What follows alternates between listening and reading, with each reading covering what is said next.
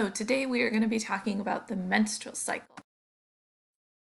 You'll need your notebook or your note packet so you can take notes. The first thing we have to talk about, this whole cycle is regulated by hormones. We have to talk about what a hormone is. A hormone is a messenger. It tells the body to do something. It sends a signal, and it's actually a molecule. Think of like glucose or an amino acid. Those are all molecules. It's a little molecule that's made that goes from one part of the body to another part to tell it to do something. There's some examples that you might have heard of, like dopamine, the feel-good hormone, melatonin to help you sleep. Which other ones? Insulin. Remember insulin? Insulin tells our body cells to open up for glucose. We also have, estrogen and progesterone, and maybe you've heard of adrenaline. When you're on like a roller coaster or something like that, you have a lot of adrenaline. So all of these are sending messages to different parts of our body. You'll notice a lot of them are made in the brain, but there's a lot of other places where hormones are made as well. So we have a couple different hormones that are going to play a role in the menstrual cycle. And we have hormones that are made by the pituitary gland. This is in the brain. So here's a picture of the brain. The pituitary gland looks like this. It's in there. It's not a very good zoomed in image. And then made by the ovaries are estrogen and progesterone.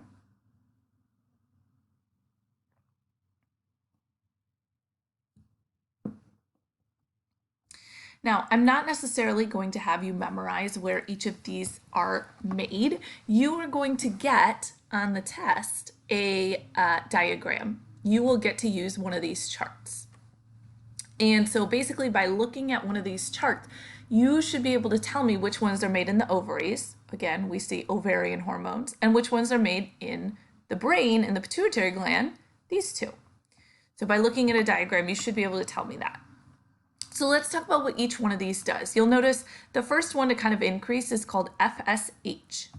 FSH stands for follicle stimulating hormone, and it tells the follicle to grow. So the follicle is this part that's around the egg. It surrounds the egg. And so it's telling the egg and the follicle to grow. Remember, each month there are many of these eggs that are growing, and only one of them ends up getting big enough and then getting released. And so in this beginning part, as it's growing, the follicle stimulating hormone is increasing. Once that egg is released during ovulation, we don't need to make that follicle bigger anymore because now it's out of the ovary. So in order to trigger that release of the egg, we have something called luteinizing hormone, or LH. This is going to trigger ovulation, or that release of the egg. How can you figure this out? Well, notice on our graph here, the one that's peaking at day 14 during ovulation is LH. So it makes sense that LH is responsible for that ovulation happening. Now we have to talk about the other two hormones. So these first two, LH and FSH, were made in the brain. Now we have to talk about the ones that were made in the ovaries. So we have estrogen and progesterone. So I'm going to put the lines there, or the graphs. So estrogen is going to trigger the thickening of the uterine lining. So remember, this lining is called the endometrium. And the endometrium here is where the egg is going to implant if there is a fertilized egg. So notice my thickness of my uterine lining, when does it start increasing? About day 8, 9, or 10? Notice that's when my estrogen's increasing. So estrogen's starting to thicken this uterine lining. At this point, remember the egg hasn't been released yet, so we can't be pregnant until day 14. So it's just preparing it and starting to thicken it. We have another hormone here.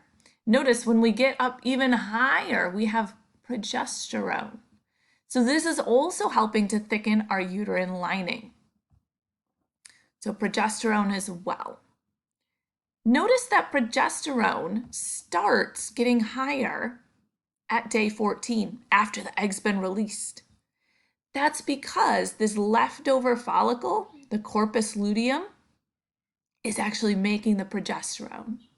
So after the egg is released, this leftover follicle causes the lining to thicken because it says, hey, the egg is on its way and we need to make sure it's thickened in order for that egg to implant if it gets fertilized.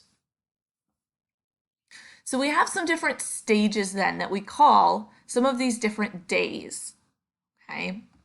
So if we take a look at the different days here, our follicle stage, where our follicle is growing, is going to be days 6 through 14. You might wonder, why is it not from the beginning? Well, in the beginning here, this is when somebody is shedding their uterine lining. And so generally, we have a different name for that. So days 6 to 14, and this is when the follicle develops and matures. Again, if I give you a graph here and it has pictures of the follicle and the corpus luteum, can you pick out the follicle stage because you know where the follicle is growing? You can see pictures of it growing. We know day 14 is ovulation, when that egg is released. There's not really a stage, it's just one day for that.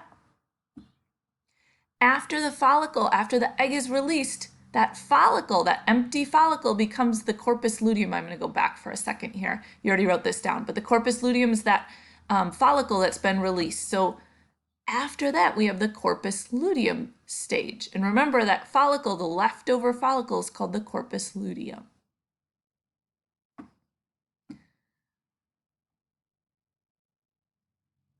Now, our uterine lining is getting thicker and thicker here for that egg to implant.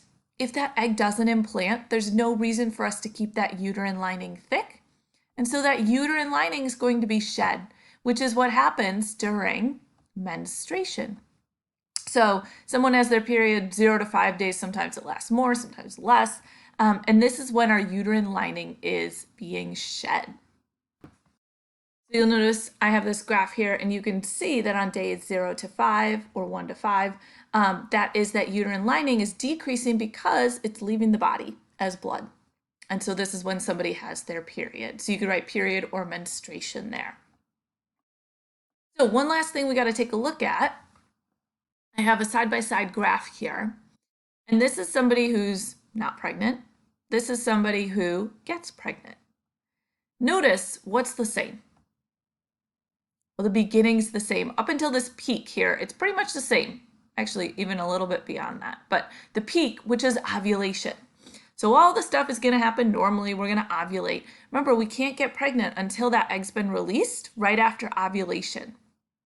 So after ovulation happens, normally our uterine lining is going to thicken. So our estrogen and progesterone are going to get high. And then the egg doesn't get fertilized. So then they're going to decrease, and we're going to shed that uterine lining, and progesterone and estrogen will go back down to their normal baseline. In pregnancy, look at progesterone and estrogen end up staying high. That's because, remember, they're causing that uterine lining to be thick and stay thick, to maintain that uterine lining. And the reason is because there's an egg there. We don't want to get rid of the uterine lining because then the egg is going to go out with it. And so during pregnancy, progesterone and estrogen end up staying high to keep that uterine lining thick so that an individual is able to give nutrients to that egg.